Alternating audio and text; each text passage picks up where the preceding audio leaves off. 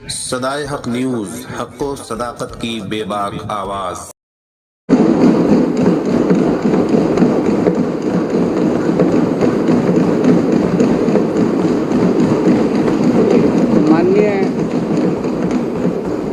माननीय अध्यक्ष महोदय,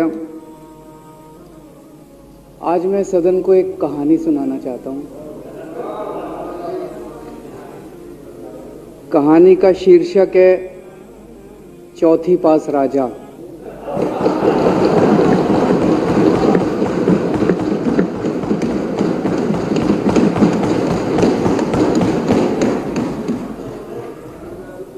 आपने बचपन में राजा रानी की बहुत कहानियां सुनी होंगी।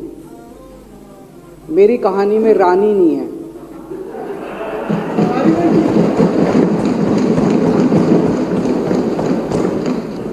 बस राजा है। ये एक ऐसे राजा की कहानी है अध्यक्ष महोदय, जो अनपढ़ था, चौथी पास था, बेहद अहंकारी था, बहुत अहंकार था, बहुत ज्यादा, और पैसे की इतनी हवस थी, इतना भ्रष्टाचारी था, इतना भ्रष्टाचारी राजा था। ये एक महान देश की कहानी है। एक बहुत महान देश था, कई हजार साल पुराना देश। उस देश में एक गांव में एक बहुत गरीब परिवार में एक बच्चे का जन्म हुआ। जब बच्चे का जन्म हुआ तो ज्योतिषी ने कहा, गांव में ज्योतिषी होते हैं, आते हैं, वो पत्री बनाते हैं। ज्योतिषी ने कहा, माई तेरा लड़का बड़ा होके बहुत बड़ा सम्राट बनेगा।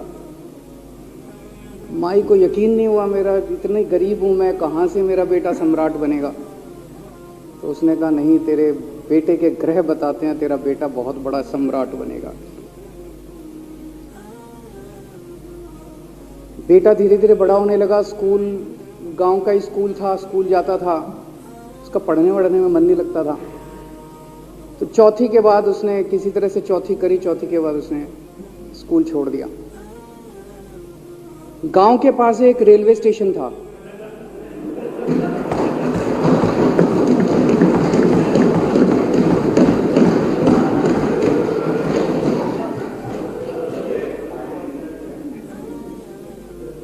तो घर का खर्चा चलाने के लिए वो लड़का वहां स्टेशन पे चाय बेचता था।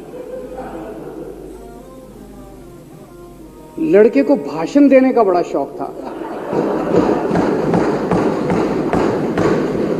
सारे गांव के लड़कों को इकट्ठा कर लेता, आसपास के गांव के भी इकट्ठा कर लेता, सामने वो खाट डाल लेता, उस पर चढ़ जाता और भाषण देता।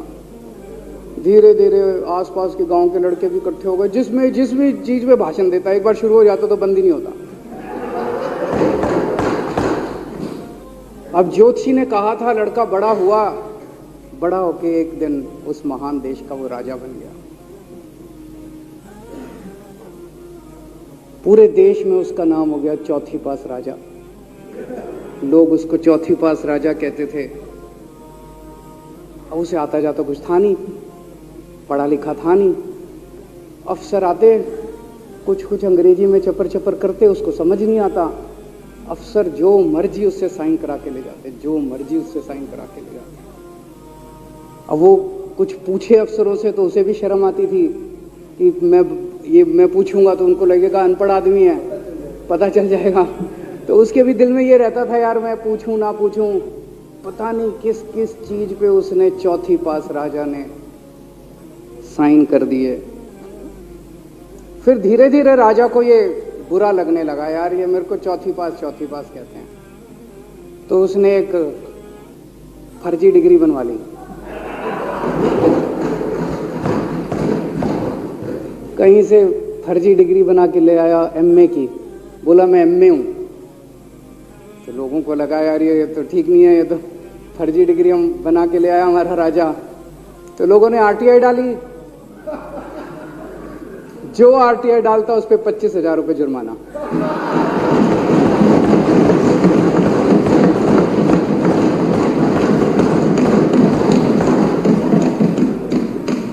आपके नेता की बात नहीं कर रहा।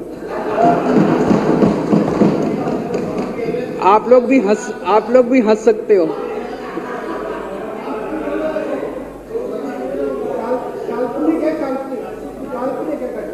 तो जो आरटीआई डाले उसको 25,000 रुपए का जुर्माना, जो आरटीआई डाले उसको 25,000 रुपए का जुर्माना।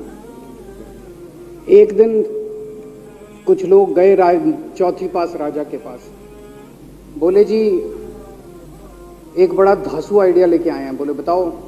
बोले जी नोटबंदी कर दो, भ्रष्टाचार खत्म हो जाएगा देश से।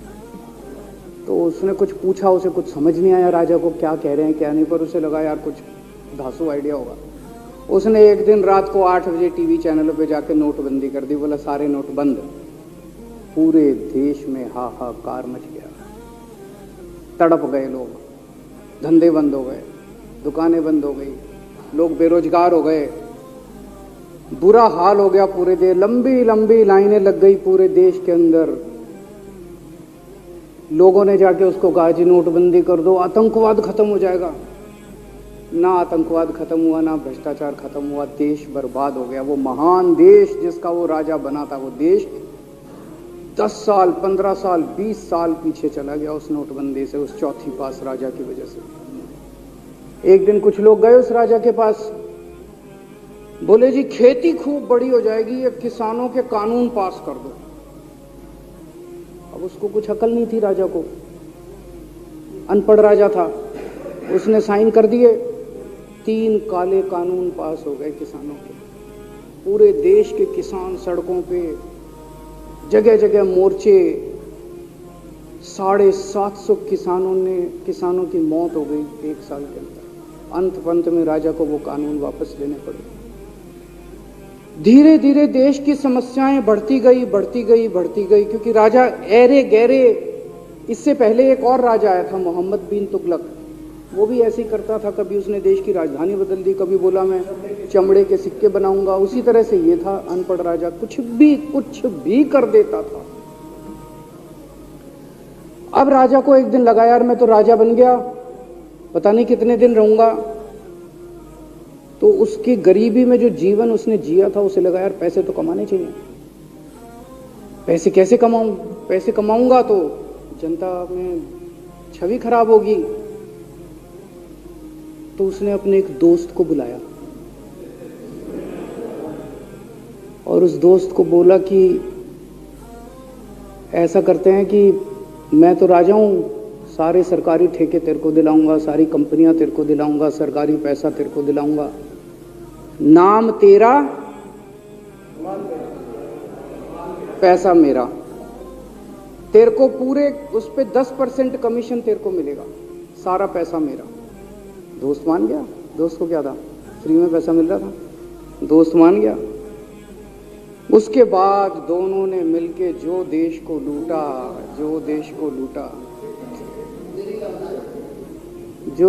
लूटा। सबसे पहले वो दोस्त आया, बोला सर सबसे पहले बैंकों को लूटते हैं। तो बोला वो कैसे यार, बैंकों को लूटेंगे तो ये तो ठीक नहीं है। बोला नहीं ऐसे करते हैं, आप किसी बैंक के चेयरमैन को बुलाओ, उसको बोलो कि वो मेरे को लोन देगा।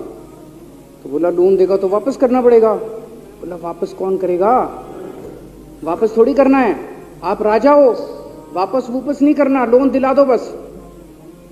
तो राजा ने एक बैंक के चेयरमैन को बुलाया, बोला इसको लोन दे। तो वो चेयरमैन की सिट्टी पिट्टी गुम हो गई, यार मैं तो मर जाऊंगा, फंस जाऊंगा, वो भाग गया। तो फिर उन्होंने ढूंढ के एक ऐसा चेयरमैन चुना जो कि सरासर भ्रष्टाचारी, जिसके ऊपर 10 फाइलें खुली हुई, जिसके ऊपर 10 केस चल रहे, उसको बुलाया।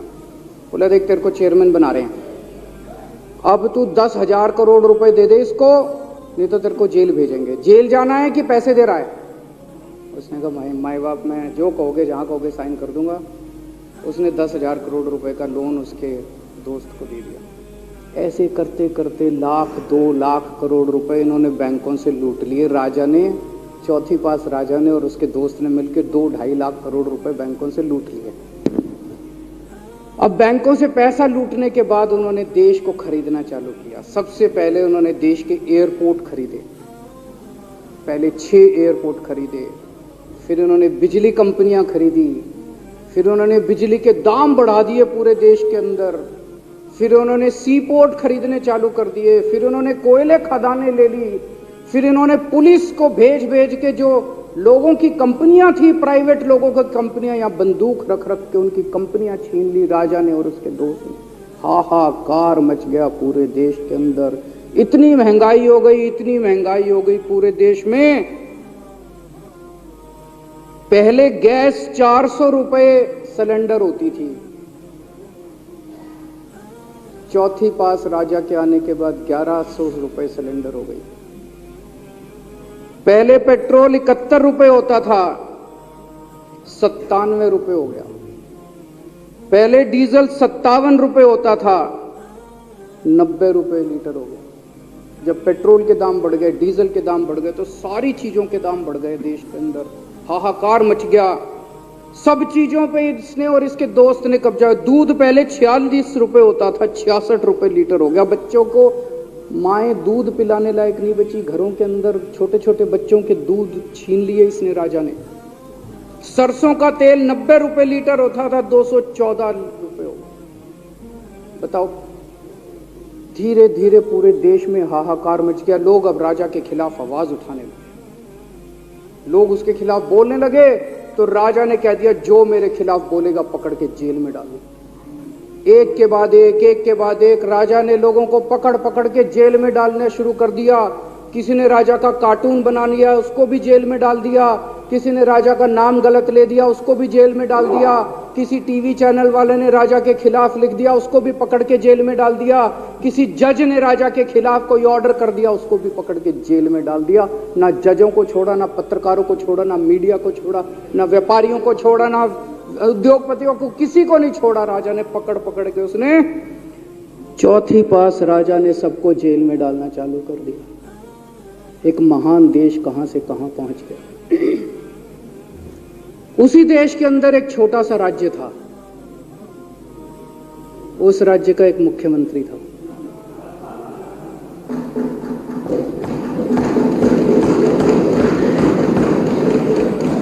उनके चेहरे पे भी स्माइल आ गई,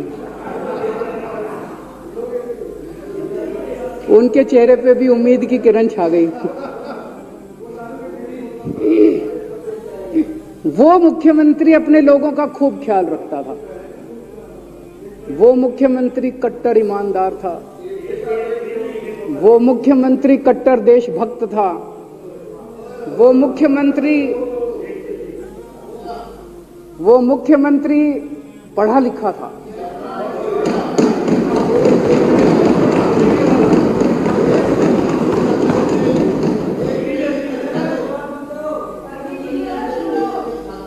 उस मुख्यमंत्री ने अपने लोगों को महंगाई से छुटकारा दिलाने के लिए बिजली मुफ्त कर दी।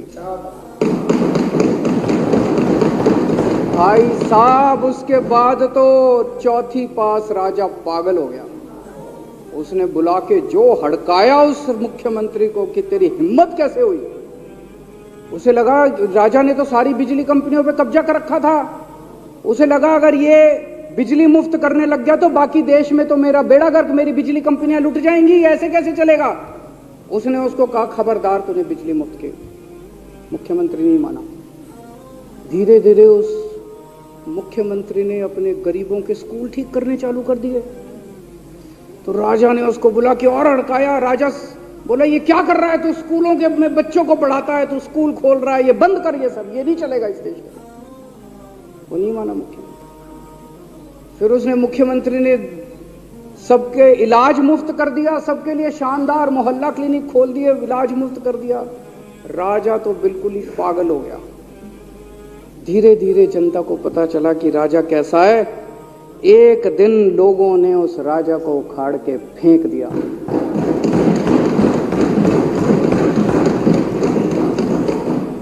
और लोगों ने एक किसी ईमानदार और देशभक्त आदमी को वहां बिठा दिया और उनकी सरकार आ गई। और उसके बाद देश से महंगाई खत्म हुई और देश रात दूनी चौगुनी तरक्की करने लगा। तो जैसे हम बचपन में सुना करते थे, moral of the story, Hindi में क्या कहते हैं, मॉरल ऑफ द स्टोरी का मतलब भाई इस कहानी में क्या प्रेरणा मिलती है? इस कहानी से, इस कहानी से ये प्रेरणा मिलती है कि अगर आपके देश में महंगाई है, आपके देश में समस्याएं हैं, आपके देश में सब कुछ गड़बड़ चल रहा है, तो सबसे पहले जांच परख के देखो आपका राजा अनपढ़ तो नहीं है। अगर आपके देश में सब गड़बड़ चल रहा है, बेरोजगारी है, बहुत सारी समस्याएं हैं, जरा देखो राजा, आपके राजा को कोई दोस्त तो नहीं है। अगर है तो सबसे पहले अपने राजा को उखाड़ के फेंको, नहीं तो आपकी समस्याओं का कोई समाधान नहीं होगा। आपकी समस्याओं का कोई समाधान नहीं होगा। वो पढ़ा करते थे, अंधेर नगरी चौपट राजा, सवा शेर बाजी सवा शेर खाजा। बहुत बहुत शुक्रिया।